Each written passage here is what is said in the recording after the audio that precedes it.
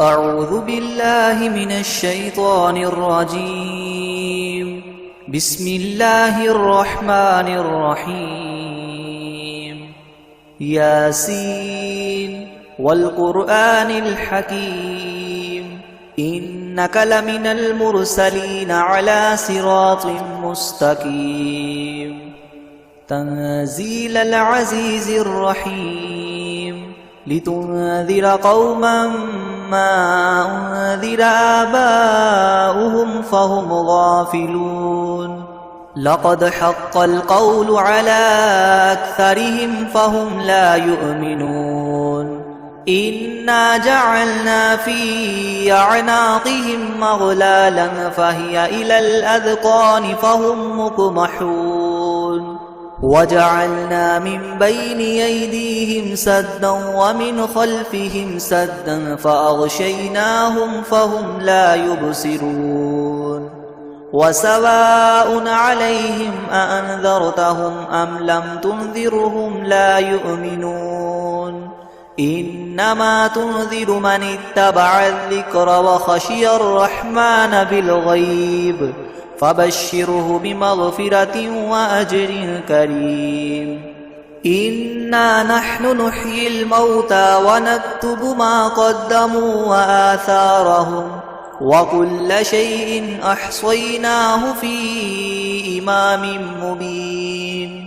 واضرب لهم مثلا أصحاب القرية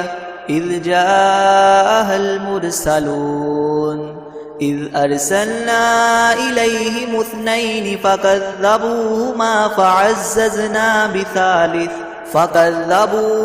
فعززنا بثالث فقالوا إنا إليكم مرسلون.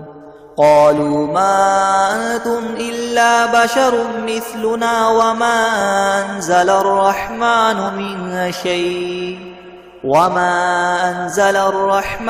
من شيء إن أنتم إلا تكذبون. قالوا ربنا يعلم إنا إليكم لمرسلون وما علينا إلا البلاغ المبين. قالوا إنا تطيرنا بكم لئن لم تنتهوا لنرجمنكم وليمسنكم منا عذاب أليم. قالوا طائركم معكم أئن ذكرتم بل أنتم قوم مسرفون. وجاء من أقصى المدينة رجل يسعى قال يا قوم اتبعوا المرسلين أتبعوا من لا يسألكم أجرا وهم مهتدون. وما لي لا أعبد الذي فطرني وإليه ترجعون. أأتخذ من دونه آلهة إن يردني الرحمن بدر لتغن عني شفاعتهم شيئا ولا ينقذون. إني إذا لفي ضلال مبين. إني آمنت بربكم فاسمعون. قيل ادخل الجنة قال يا ليت قومي يعلمون بما غفر لي ربي وجعلني من المكرمين. وما أنزلنا على قومه من بعده من جند من السماء وما كنا منزلين. إن كانت إلا صيحة واحدة فإذا هم خامدون. يا حسرة على العباد ما يأتيهم من رسول إلا كانوا به يستهزئون. ألم يروا كم أهلكنا قبلهم من القرون أنهم إليهم لا يرجعون. وإن كل لما جميع لدينا محضرون. وآية لهم الأرض الميتة أحييناها وأخرجنا منها حبا فمنه يأكلون. وجعلنا فيها جنات من نخيل وأعناب وفجرنا فيها من العيون ليأكلوا من ثمره وما عملته أيديهم أفلا يشكرون سبحان الذي خلق الأزواج كلها مما تنبت الأرض ومن أنفسهم ومما لا يعلمون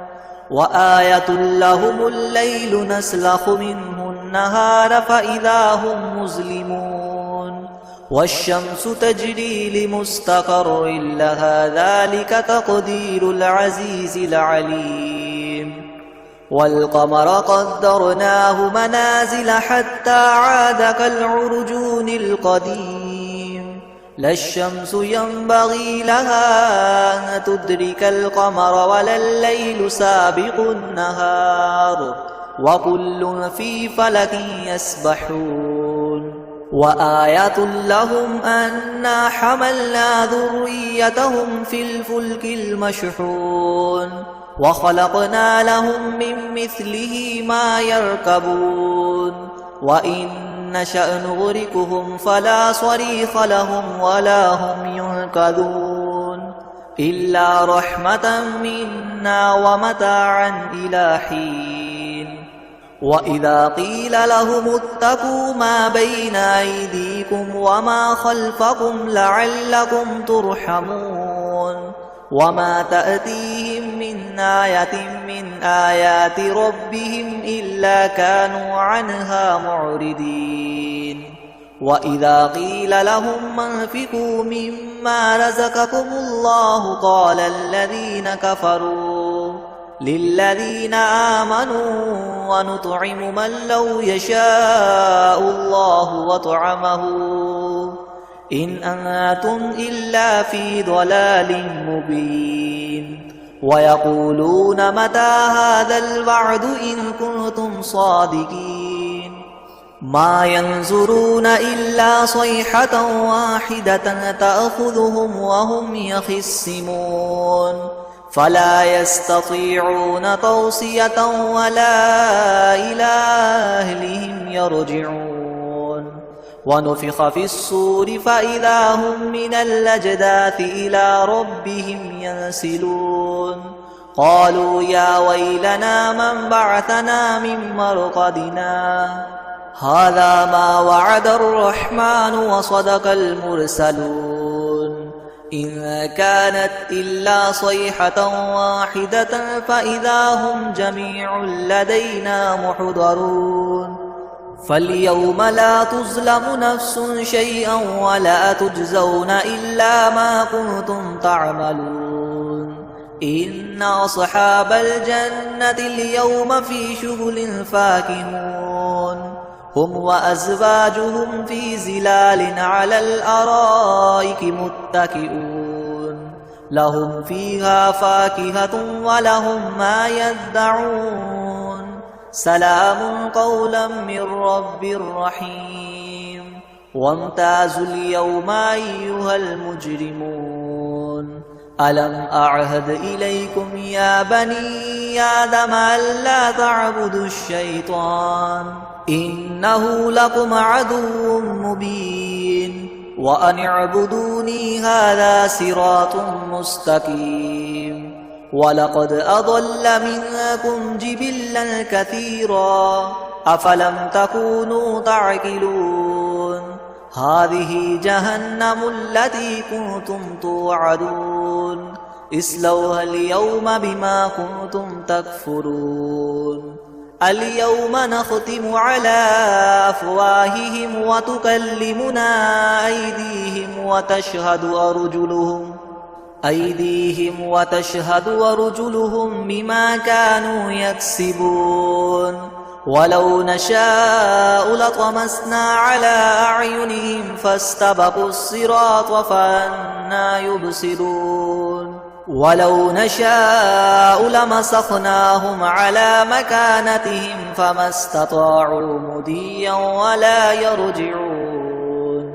ومن نعمره ننكسه في الخلق فلا يعقلون وما علمناه الشعر وما ينبغي له إن هو إلا ذكر وقرآن مبين لينذر من كان حيا ويحق القول على الكافرين أولم يروا أنا خلقنا لهم مما عملت أيدينا أنعاما فهم لها مالكون وذللناها لهم فمنها ركوبهم ومنها يأكلون ولهم فيها منافع ومشارب أفلا يشكرون واتخذوا من دون الله آلهة لعلهم ينصرون لا يستطيعون نصرهم وهم لهم جند محضرون فلا يحزنك قولهم إنا نعلم ما يسرون وما يعلنون أولم ير الإنسان أنا خلقناه من نطفة فإذا هو خصيم مبين وضرب لنا مثلا ونسي خلقه قال من يحيي العظام وهي رميم قل يحييها الذي ينشأها أول مرة وهو بكل خلق عليم الذي جعل لكم من الشجر الأخضر نارا فإذا أنتم منه توقدون أوليس الذي خلق السماوات والأرض بقادر على أن يخلق مثلهم بلى وهو الخلاق العليم إنما أمره إذا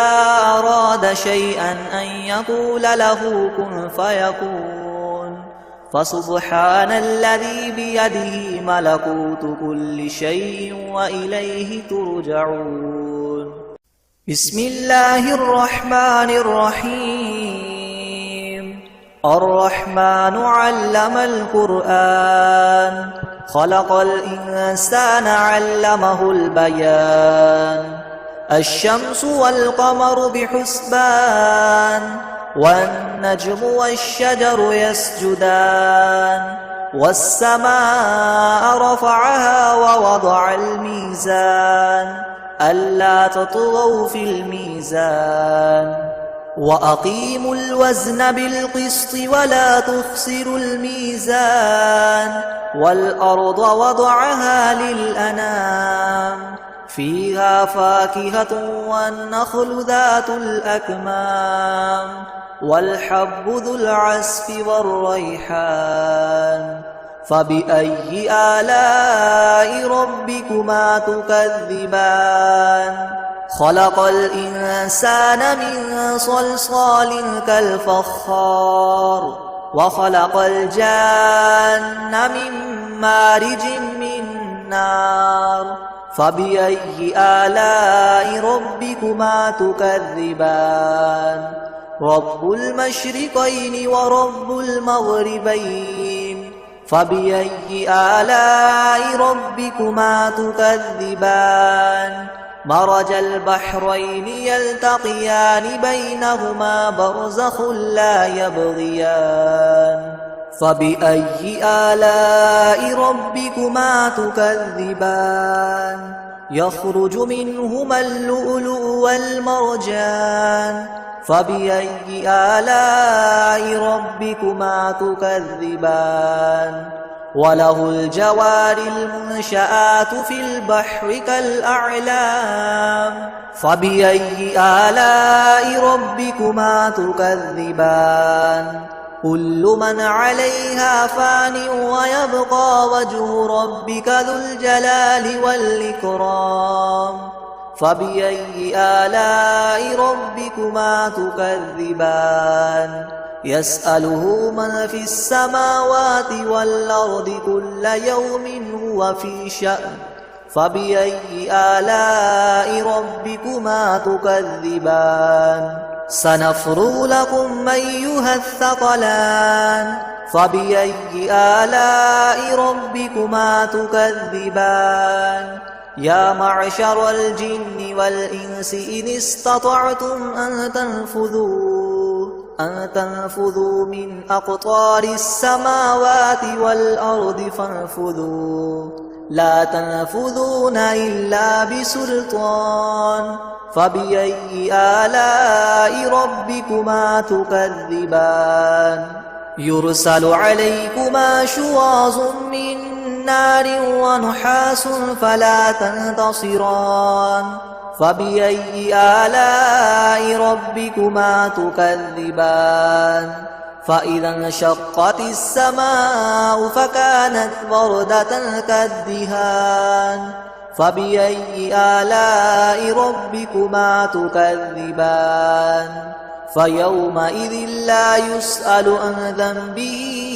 إنس ولا جان فبأي آلاء ربكما تكذبان يعرف المجرمون بسيماهم فيؤخذ بالنواصي والأقدام فبأي آلاء ربكما تكذبان هذه جهنم التي يكذب بها المجرمون يطوفون بينها وبين حميم آن فبأي آلاء ربكما تكذبان ولمن خاف مقام ربه جنتان فبأي آلاء ربكما تكذبان ذواتا أفنان فبأي آلاء ربكما تكذبان فيهما عينان تجريان فبأي آلاء ربكما تكذبان فيهما من كل فاكهة زوجان فبأي آلاء ربكما تكذبان متكئين على فرش بطائنها من استبرق وجنى الجنتين دان فبأي آلاء ربكما تكذبان فيهن قاصرات الطرف لم يطمثهن إنس قبلهم ولا جان فبأي آلاء ربكما تكذبان كأنهن الياقوت والمرجان فبأي آلاء ربكما تكذبان هل جزاء الإحسان إلا الإحسان فبأي آلاء ربكما تكذبان ومن دونهما جنتان فبأي آلاء ربكما تكذبان مدهامتان فبأي آلاء ربكما تكذبان فيهما عينان نضاختان فبأي آلاء ربكما تكذبان فيهما فاكهة ونخل ورمان فبأي آلاء ربكما تكذبان فيهن خيرات حسان فبأي آلاء ربكما تكذبان حور مقصورات في الخيام فبأي آلاء ربكما تكذبان لم يطمثهن إنس قبلهم ولا جان فبأي آلاء ربكما تكذبان متكئين على رفرف خضر وعبقري حسان فبأي آلاء ربكما تكذبان تبارك اسم ربك ذي الجلال والإكرام بسم الله الرحمن الرحيم ياسين والقرآن الحكيم إنك لمن المرسلين على صراط مستقيم تنزيل العزيز الرحيم لتنذر قوما ما أنذر آباؤهم فهم غافلون لقد حق القول على أكثرهم فهم لا يؤمنون إنا جعلنا في أعناقهم أغلالا فهي إلى الأذقان فهم مقمحون وجعلنا من بين أيديهم سدا ومن خلفهم سدا فأغشيناهم فهم لا يبصرون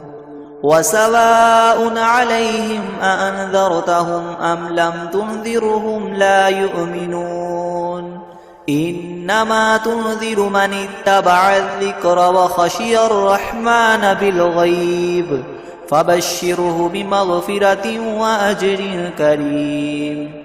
إنا نحن نحيي الموتى ونكتب ما قدموا وآثارهم وكل شيء أحصيناه في إمام مبين واضرب لهم مثلا أصحاب القرية إذ جاءها المرسلون إذ أرسلنا إليهم اثنين فكذبوهما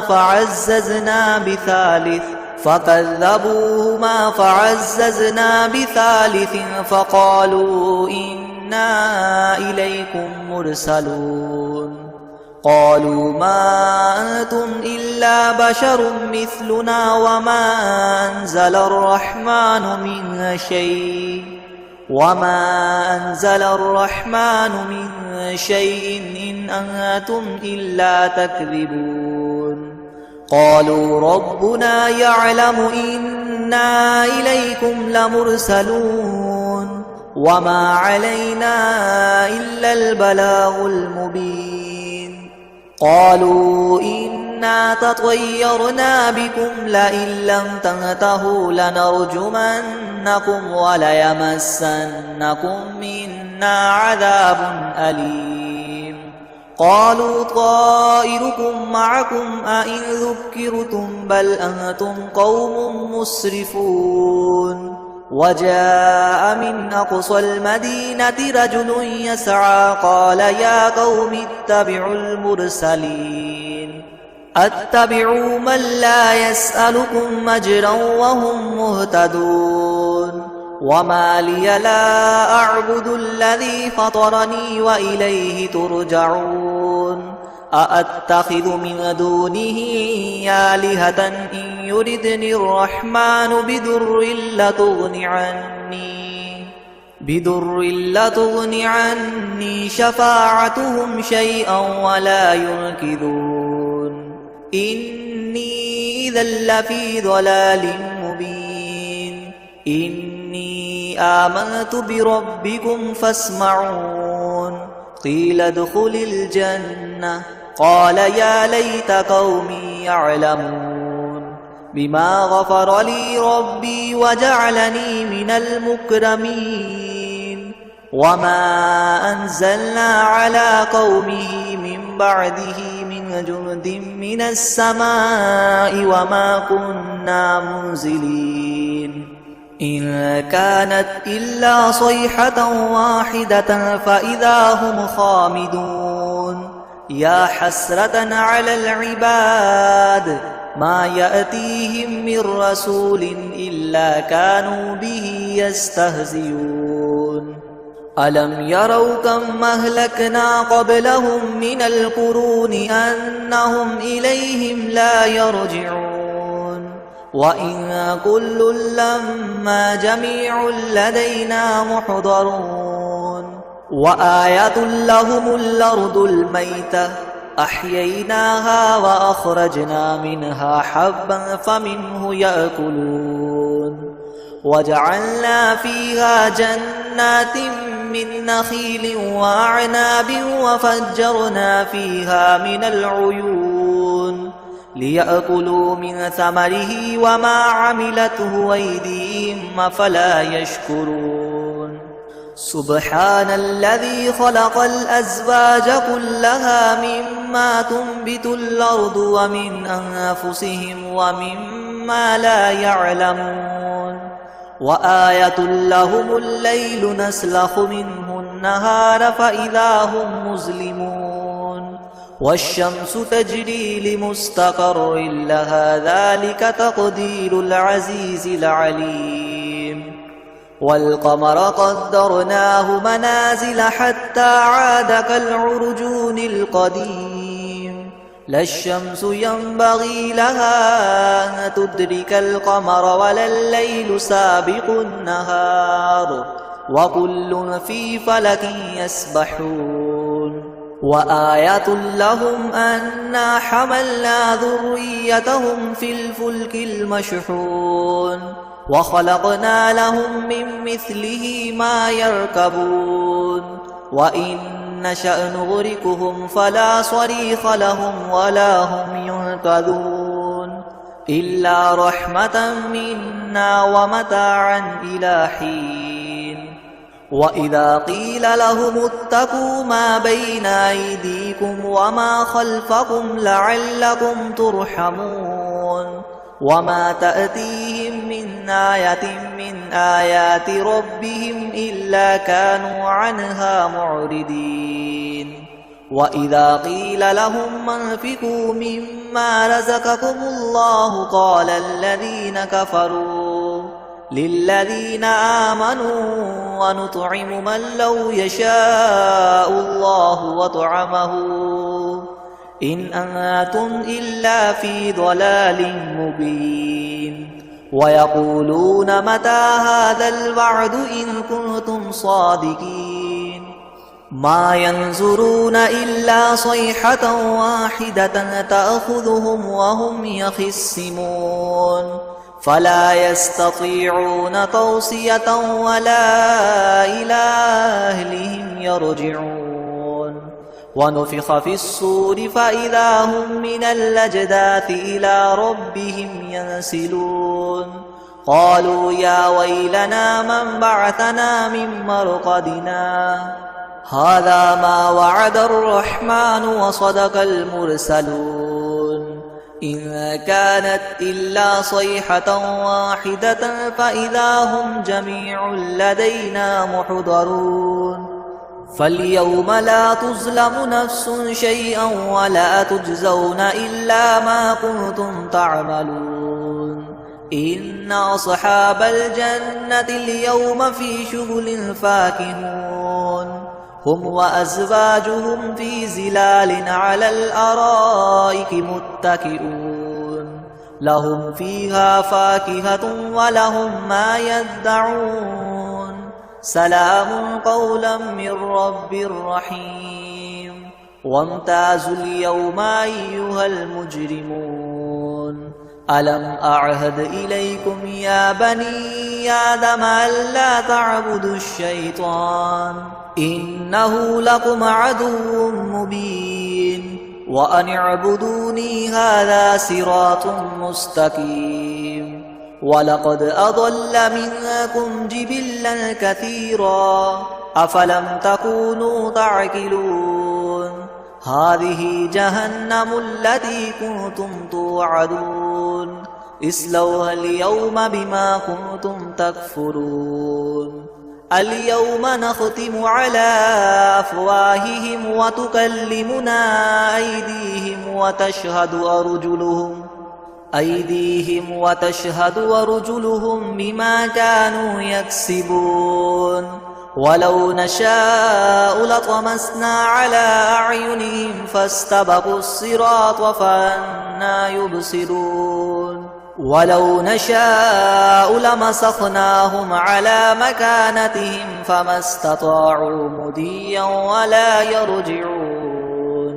ومن نعمره ننكسه في الخلق أفلا يعقلون وما علمناه الشعر وما ينبغي له إن هو إلا ذكر وقرآن مبين لينذر من كان حيا ويحق القول على الكافرين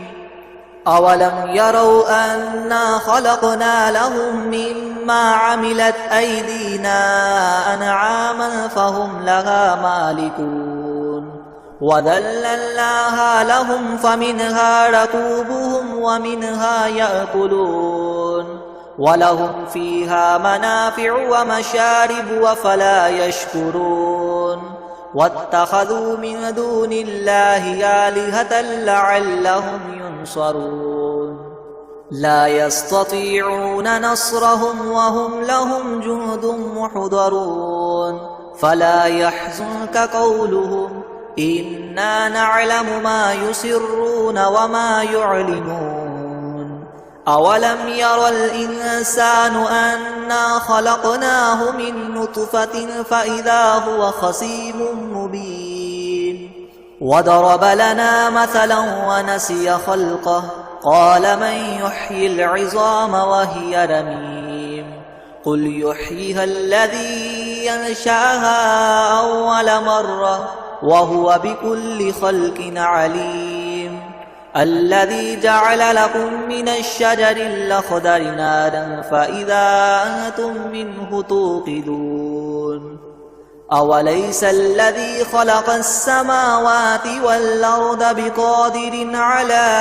أن يخلق مثلهم بلى وهو الخلاق العليم إنما أمره إذا أراد شيئا أن يقول له كن فيكون فسبحان الذي بيده ملكوت كل شيء وإليه ترجعون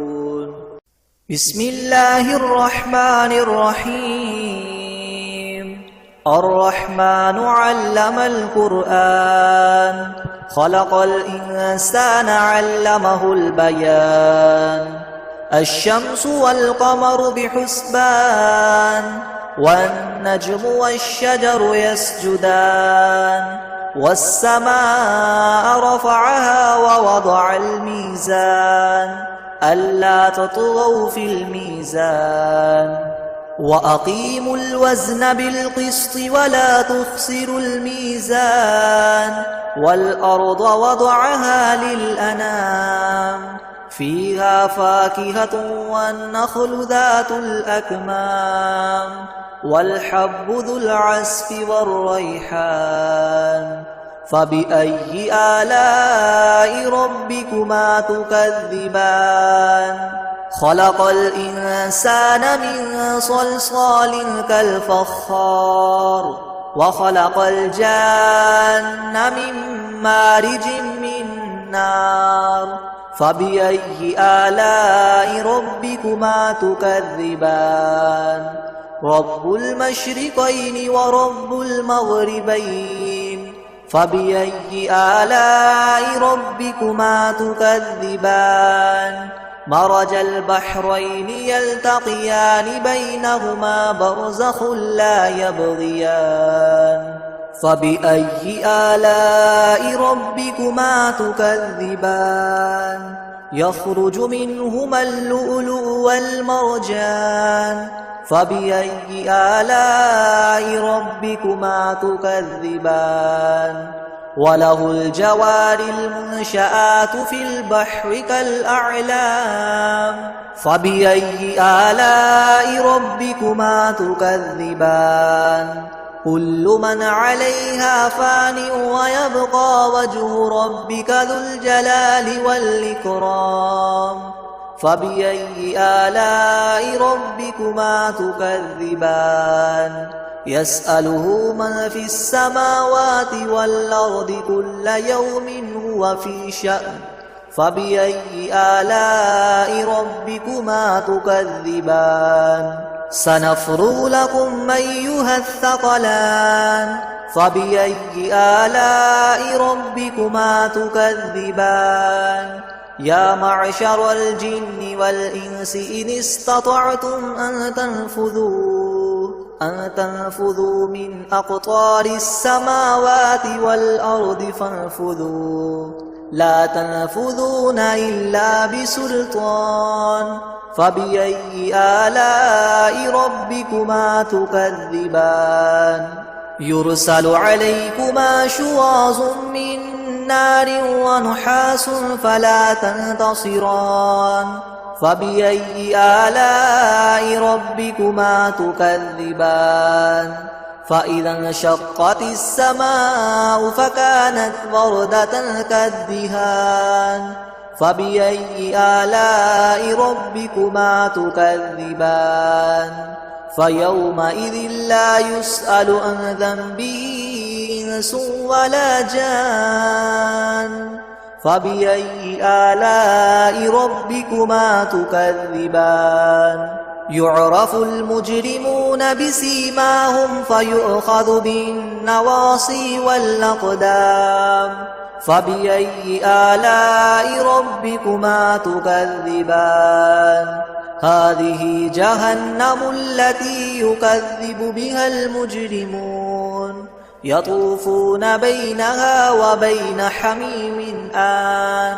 فبأي آلاء ربكما تكذبان ولمن خاف مقام ربه جنتان فبأي آلاء ربكما تكذبان ذواتا أفنان فبأي آلاء ربكما تكذبان فيهما عينان تجريان فبأي آلاء ربكما تكذبان فيهما من كل فاكهة زوجان فبأي آلاء ربكما تكذبان متكئين على فرش بطائنها من استبرق وجنى الجنتين دان فبأي آلاء ربكما تكذبان فيهن قاصرات الطرف لم يطمثهن إنس قبلهم ولا جان فبأي آلاء ربكما تكذبان كأنهن الياقوت والمرجان فبأي آلاء ربكما تكذبان هل جزاء الإحسان إلا الإحسان فبأي آلاء ربكما تكذبان ومن دونهما جنتان فبأي آلاء ربكما تكذبان